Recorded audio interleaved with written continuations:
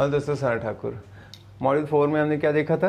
Paper work, क्या क्या check करें, लॉयर का कितना इंपॉर्टेंट है, बैंक लोन क्यों लें।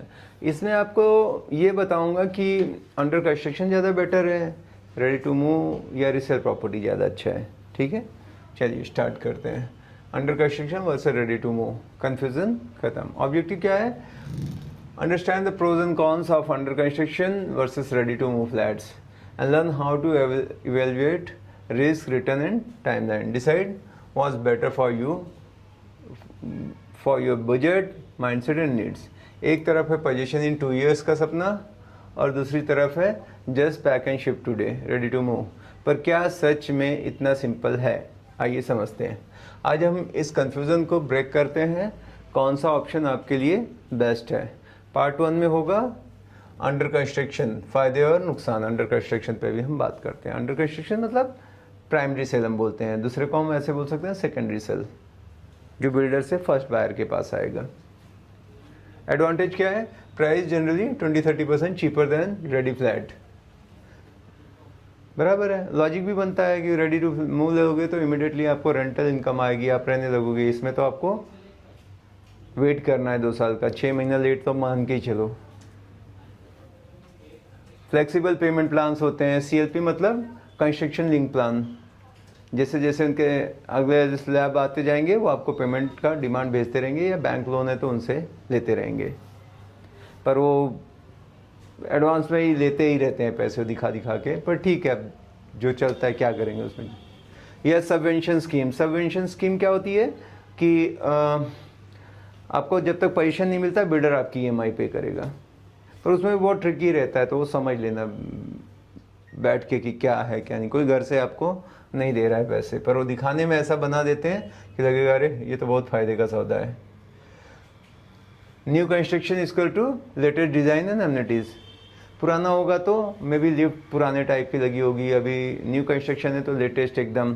जैसे अपडेट आते रहते हैं ना, मोबाइल में, कार में टेक्नोलॉजी ज़्यादा यूज़ होगी, CC कैमरे लगे होंगे हर चीज़ में, लेआउट वगैरह थोड़े से मॉडर्न हो जाएंगे और पुराने पुराने टाइप के बने हुए हैं थोड़े से, तो वो फ़र्क रहेगा थोड़े डिज़ाइन वगैरह ना, नए लोगों के हिसाब से गेट में या सब जगह ना पूरा लेटेस्ट एडवांस सिस्टम रहेगा। अच्छा, अब डिसएडवांटेज क्या क्या है उसके? Position delay, risk very common, बहुत कॉमन है। मतलब अभी रेरा के बाद कम हुआ है, उनको भी बहुत फाइन है जितना लेट करेंगे ये सब है, बट लूप होल भी रहते हैं। पर 6 महीने में डिले हुआ तो कहीं ना कहीं वो लॉस होता है। पोजीशन देने में ही इतना टाइम लग जाता है। बहुत कम है जो ऐसा वो बोलेंगे, हमेशा आपको देते हुए एज पर रेरा देखोगे ना, 2 साल वो बोल रहे हैं ये हमारा कमिटमेंट है बिल्डर के हिसाब से, हम उससे पहले ही दे देंगे आपको। पर एज पर रेरा उनसे पूछो या आप खुद जाके चेक करो, पूछना क्या है, तो होगा 3 साल बाद। समझ रहे हो? तो आपको दिल रखने के लिए बोल रहे हैं 2 साल में हमारा तो ये देखो, ऐसा सब दिखा देंगे। पर कल फाइट करने जाओगे तो एज पर रेरा इंपॉर्टेंट है, तो चेक करो एज पर रेरा का क्या है उनका पोजीशन, और उसमें भी वो आगे पीछे कर देते हैं थोड़ा बहुत। नो इमीडिएट रेंटल इनकम, जैसे रेडी पोजीशन दिया तो इनकम है, या आप शिफ्ट होते हो तो आप कहीं रेंट दे रहे हो वो बचेगा। इसमें तो आपको 2-2.5 साल EMI भर रहे हो लेकिन मिलेगा नहीं। EMI पर प्लस रेंट दोनों देना पड़ता है ना, आप अभी रेंट पे रह रहे हो प्लस EMI भी जा रहा है, तो डबल बर्डन इफ डिले होता है। डिले नहीं भी होता तब भी डबल बर्डन तो है ही ना। हाँ, सबवेंशन स्कीम में थोड़ा अलग हो जाता है। कंस्ट्रक्शन क्वालिटी का अंदाज़ा नहीं होता है, अभी एकदम चालू करते ही वो प्री लॉन्च और लॉन्च उसी में वो कर रहे हैं, तो आपको मालूम नहीं कि क्वालिटी क्या होगी कंस्ट्रक्शन की। बनने के बाद एग्जैक्टली कौन कैसे दिखेगा, अपने बगल का पड़ोसी कौन होगा, है ना। बहुत रेप्यूटेड बिल्डर है तो थोड़ा बहुत है, पर जो नया ये बना रहा है वो ज़रूर वो देखते हैं और उनको लगता है कि प्रॉफिट कम हो रहा है कंस्ट्रक्शन में, वो सीमेंट की जगह थोड़ा राख ज़्यादा मिला देंगे, तो बहुत डेंजर हो जाता है। बट रेडी टू मूव में क्या है, सब रह रहे हैं, वेल सेटल्ड है, सोसाइटी बन गई है, उसके रिव्यूज़ आप देख सकते हो, वहाँ पे जाके लोगों से बात कर सकते हो, मिल सकते हो, आपका कोई है, तो ज़्यादा रिस्क नहीं रहता। इसमें रहता है कि अभी चांस ले रहे हैं, है ना। तो अगर ऐसा कर रहे हो तो बड़े ब्रांड के साथ जाओ जिसने बहुत काम किया है, किसी के साथ भी नहीं। टॉप 5 टॉप 10 के नीचे तो जाओ ही मत। क्योंकि जो बोलते हैं वो डिलीवर करने चाहिए। ठीक है, तो टिप क्या है, रेरा रजिस्टर्ड होना चाहिए, बिल्डर का पास डिलीवरी रिकॉर्ड चेक करो। दो चीज़ों का बहुत ध्यान रखो, एक तो रेरा रजिस्टर्ड है उसी के साथ जाओ, और वैसे बिल्डर का जिसका पास थोड़ा सा हिस्ट्री चेक कर लो कि कैसा है इनका कंस्ट्रक्शन क्वालिटी, जो कमिट करते हैं वो डिलीवर करते हैं क्या, या बेचने के बाद उनका CRM कैसा है, आपको उतना सर्विस वगैरह देते हैं या फिर भूल जाते हैं, एक बार आप अटक गए, एग्रीमेंट हो गया उनके साथ तो, है ना, या कुछ कैंसिल करते हो रिफ़ंड दे देते हैं क्या, और कुछ गड़बड़ तो नहीं करते रहते हैं, पैसा डुबाया तो नहीं है किसी का, है ना। थोड़ा सा उसका चेक करके जाओ तो सेफ रहोगे। पार्ट 2, रेडी टू मूव में फ़ायदे और नुकसान उनके क्या हैं। तो उनके जो फ़ायदे हैं, what you see is what you get, zero guess work. आप सामने सामने देख रहे हो कि ये घर है, यहाँ रहना है, बस यहाँ पे खिड़की है, ये व्यू दिखने वाला है, पड़ोस में कौन रहता है, एग्जैक्टली सब society, amenities, club house, gym, पूरा देख रहे हो, सड़कें सब क्योंकि बना हुआ है, तो ज़्यादा ठीक रहता है, गेस वर्क नहीं है होगा या नहीं होगा, सब देख के ले रहे हो। नो GST, जो अंडर कंस्ट्रक्शन रहता है उसके ऊपर GST लगती है। एक बार रेडी टू मूव है, ऑक्यूपेंसी सर्टिफिकेट या कंप्लीशन आ गया तो आपको GST नहीं लगती, बट हाँ बराबर है। मतलब यहाँ पे ये बता रहा था कि कोई बिल्डर के पास इन्वेंट्री है जो रेडी टू मूव है, लगता है अपने को कि अपना GST नहीं लग रहा है, पर वो तब तक वो क्या करते हैं, शुरू में कम रेट में बेचते हैं, लास्ट में कभी 4-5 यूनिट है तो उसमें प्राइस भी उस हिसाब से बढ़ा देते हैं, तो कुल मिला के वो अपना फ़ायदा ही देखते हैं। Immediate position plus rental income start, या तो आपको इमीडिएट पोजीशन मिल रहा है या रेंटल इनकम स्टार्ट हो रहा है। Great for end user who need to shift now, investor के लिए रहता है ना कि चांस में अभी नया कुछ ओपन हुआ है, उसमें डाल दिया पैसा, बढ़ जाएगा, 2 साल में इतना अप्रिशिएट हो जाएगा, पर जिसको खुद रहना है वो सोचता है कि रेडी टू मूव, ज़्यादातर 70% लोग रेडी टू मूव के लिए जाना चाहते हैं, पर क्योंकि इन्वेंट्री उतनी नहीं मिलती, चॉइसेस नहीं मिलती हैं उनको, जो फ्लोर चाहिए, जो डायरेक्शन चाहिए जैसा है, तो वो फिर मजबूरी में उनको लेना पड़ता है प्राइमरी सेल में। मजबूरी भी नहीं, कुछ लोग वहाँ भी जाते हैं, बट 60% तब भी रेडी टू मूव प्रेफर करते हैं। यहाँ पे नुकसान भी है, डिसएडवांटेजेस हैं, जैसे slightly costlier then under construction. हमेशा एक रेडी टू मूव है, एक अंडर कंस्ट्रक्शन है, तो प्राइस में फ़र्क तो आएगा ही। फुल पेमेंट इमीडिएट नीडेड, उसमें जैसे सबवेंशन स्कीम था या पार्ट में कंस्ट्रक्शन लिंक प्लान था, इसमें इमीडिएटली आपको पूरा पेमेंट करना पड़ेगा within month. Order project equal to limited, वही जैसे ज़्यादा ऑप्शन नहीं मिलेंगे आपको, ग्राउंड फ्लोर पे चाहिए, इस फ्लोर पे चाहिए, 3-4 यूनिट रहती है जो है उनके साथ एडजस्ट करना पड़ेगा आपको। इंफ्रास्ट्रक्चर में भी आउटडेटेड, थोड़ा सा पुराने टाइप का इंफ्रास्ट्रक्चर हो सकता है, लेआउट जो भी होगा, आर्किटेक्ट वगैरह, अभी लेटेस्ट चीज़ें नई नई टेक्नोलॉजी से आ रही हैं, पुराने का तरीके, बाथरूम फिटिंग वगैरह जो है। चलिए अब पार्ट 3 देखते हैं, माइंडसेट मैच। आपके लिए क्या सही है, आपको इजी हो जाएगा, जिससे क्राइटेरिया बेस्ट ऑप्शन क्या रहेगा। आपको घर अभी चाहिए तो रेडी टू मूव, उसमें कोई ऑप्शन नहीं है। आपको EMI प्रेशर अवॉइड करना है तो अंडर कंस्ट्रक्शन विद 2 प्लान है, जो subvention plan, construction link plan जो भी है। आप इन्वेस्टर हो रेंटल इनकम के लिए तो रेडी टू मूव एकदम से आपका चालू हो जाएगा। आप लॉन्ग टर्म के लिए ले रहे हो, आइदर बेस्ड ऑन क्वालिटी। आपको फ्लेक्सिबल बजट चाहिए, अंडर कंस्ट्रक्शन, ठीक है, क्योंकि उसके अंदर बहुत सारी चॉइसेस मिल जाएगी, अलग अलग कारपेट के रहते हैं ना। रियल टॉक की, अच्छा, तो अंडर कंस्ट्रक्शन प्रोजेक्ट सस्ता ज़रूर पड़ता है, बट अगर पोजीशन डिले हुआ तो सस्ती चीज़ महंगी पड़ जाती है, मेंटली एंड फाइनेंशियली भी। Part 4, payment plans and schemes. समझ के ही हाँ बोलो। CLP कंस्ट्रक्शन लिंक प्लान, जैसे जैसे कंस्ट्रक्शन होगा आपको पेमेंट, वो आपको एक पहले ही पेमेंट प्लान दे देंगे कि बुकिंग के टाइम पे इतना टोकन, फिर रजिस्ट्रेशन के टाइम पे 10%, फिर 20%, फिर 10, जो भी है, फिर at the time of position, ये पूरा आपको दे देंगे वो, ठीक है। तो ये होता क्या है construction link plan, payment based on construction stage, कौन से स्टेज पे उस हिसाब से आपसे पैसे लेते हैं। Less risky, good for buyers, क्योंकि टोटल पेमेंट नहीं कर रहे हो, जैसे जैसे उनका बढ़ेगा तो उतना ही पेमेंट करना है आपने। सबवेंशन प्लान भी आपको मिलता है, और वो कैसा रहता है, builder pays EMI till position, EMI equally monthly installment, risky builder defaults.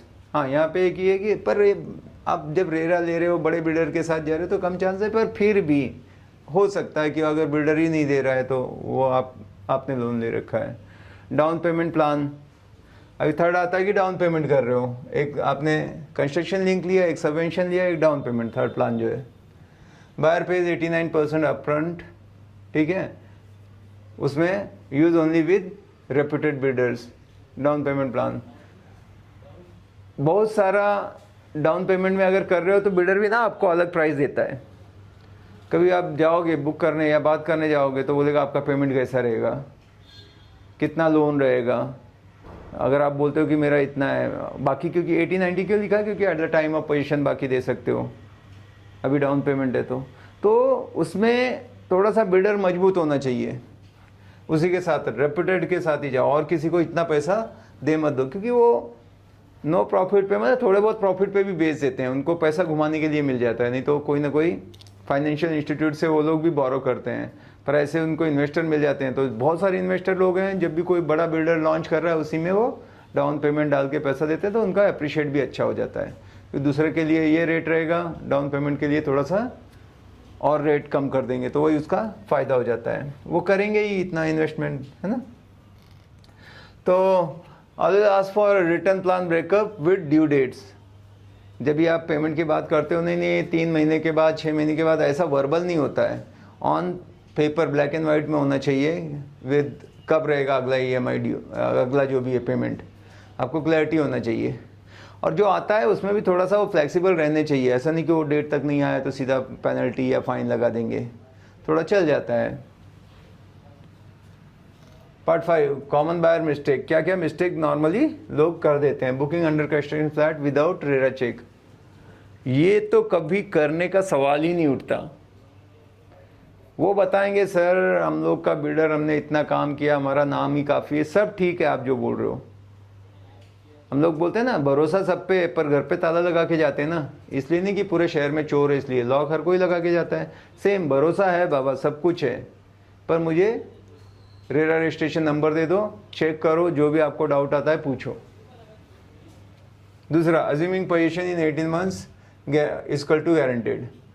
ऐसा सोच लेते हैं पर होता नहीं है, क्योंकि वो बोल रहा है कि हम लोग we are assuming position in 80 month. वो तो उनका बोलने का तरीका, आज ये जो सेल्स एग्जीक्यूटिव है ये कल रहेगा ही नहीं, 18 मंथ बाद वो दूसरा आ जाएगा। लोग आया राम गया राम है, आपको जिसने कमिट करके ये सब करके सेल कर दिया, हाइप करके बढ़ा के कि देखो ऐसा है वैसा है, हम मतलब वो कोई गारंटी उसको मत समझो, अपने दिमाग से लेके चलो। ये बोल रहा है तो और 6 महीने मैं ये मान के चलता हूँ, या एज पर रेरा क्या है मैं उस पर ट्रस्ट करूँगा पोजीशन की बात।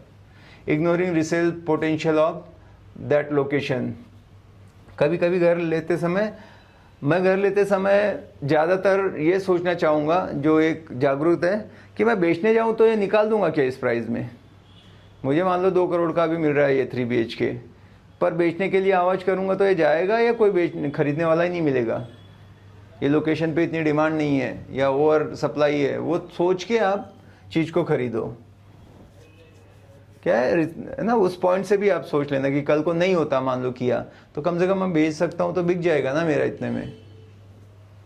बिलिंग इन लॉन्च प्राइस सिर्फ 1 वीक के लिए है, टाइप अर्जेंसी कि ये जो अभी है एकदम सॉफ्ट लॉन्च तो ये जो है उसमें 1 वीक के लिए, उसके बाद तो हमारा 20% सोल्ड आउट हो गया, फिर ये बढ़ जाएगा प्राइस, ऑलरेडी इतनी ज़्यादा इंक्वायरी है, इस पे भरोसा नहीं करना। बोला हो जाएगा मेरे किस्मत में रहेगा, लेंगे नहीं तो कोई बात नहीं, तुम्हारा बिकता है बिक जाने दो, कोई भाग नहीं रहा है, ऐसा भरा पड़ा है। मैं आपको बताता हूँ बाहर का मार्केट है, तो इन लोग एक्सपर्ट हो चुके हैं, जो साइकोलॉजी माइंडसेट होता है ना क्लाइंट का, वो सब पता है। आपने बस भले मन में लड्डू फूट रहा है पर जाहिर नहीं होने देना है। बोला ठीक है हम देख रहे हैं, जो जमेगा हम ले लेंगे, कोई ऐसा जल्दबाजी में प्रेशराइज ऐसा कोई डिसीजन नहीं लेना है। बढ़ जाएगा ना, बोला बढ़ी हुई प्राइस लेंगे, नो प्रॉब्लम, पर ये चीज़ें मैं चेक करके लूँगा। देखना अगले महीने अगले अभी ना वो सेम प्राइस ही रहता है, और वो जब बात करोगे टेबल पे बैठोगे चेक लेके, चलो सर मैं आपको पुराने प्राइस में लॉन्च वाले प्राइस में दे देता हूँ, 3 महीने बाद भी वो ऐसे बोलेगा,